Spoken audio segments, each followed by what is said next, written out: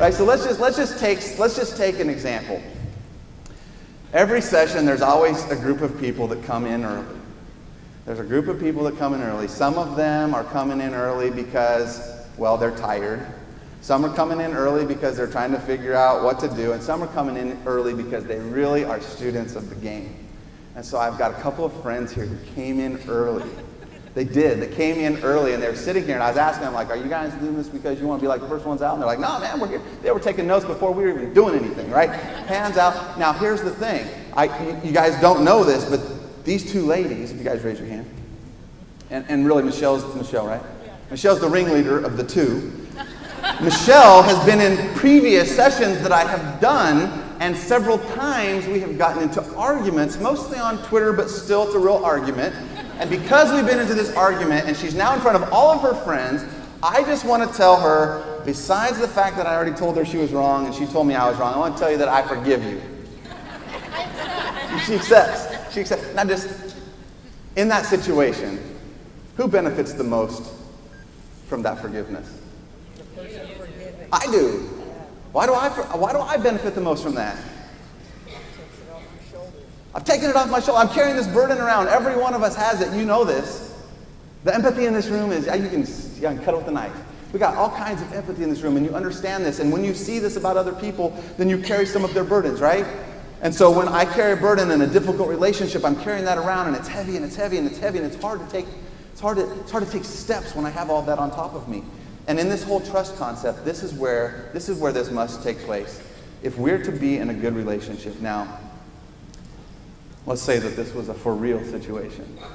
And you have a for real person that maybe you wrote down their name on the front part of this conversation.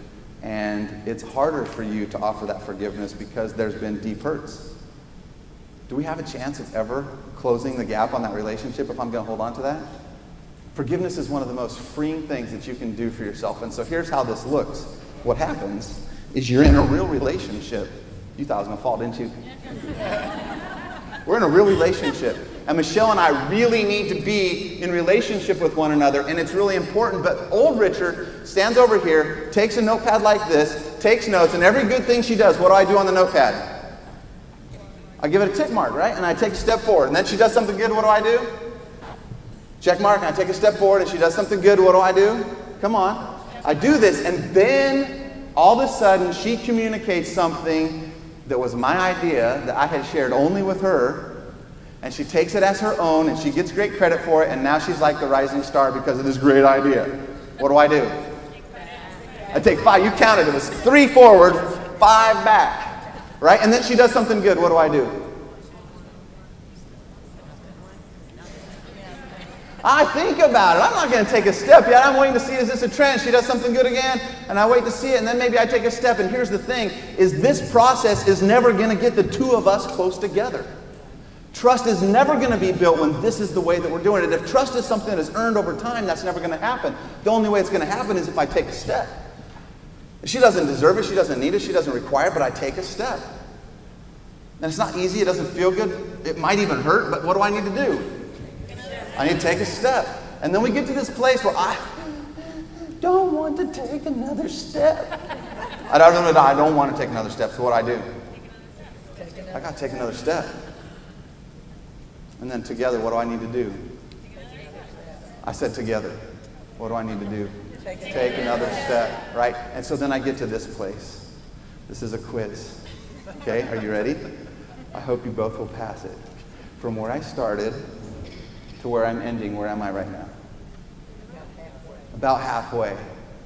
And you know what I know? Everybody in this room is willing to go halfway.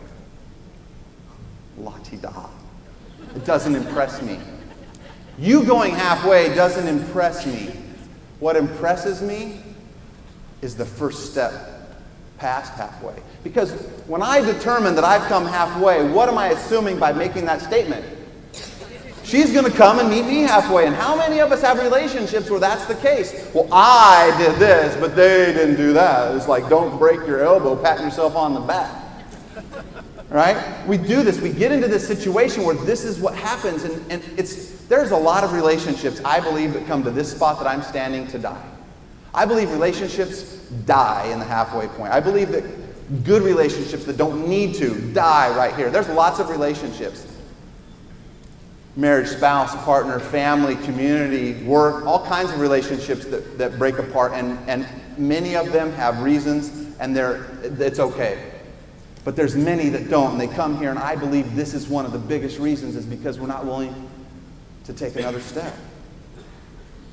And then we've got to take another step. Unforgiveness is like drinking poison and hoping the other person dies. This is a free gift that we must give ourselves and we must give others, and then we have to take a step. And what if she never takes a step? That's okay. I still have to take this step. And I still have to take this step. Can I? Come on. Yeah. We're cool. All right, we're cool. Give her some love. That's Michelle, everybody.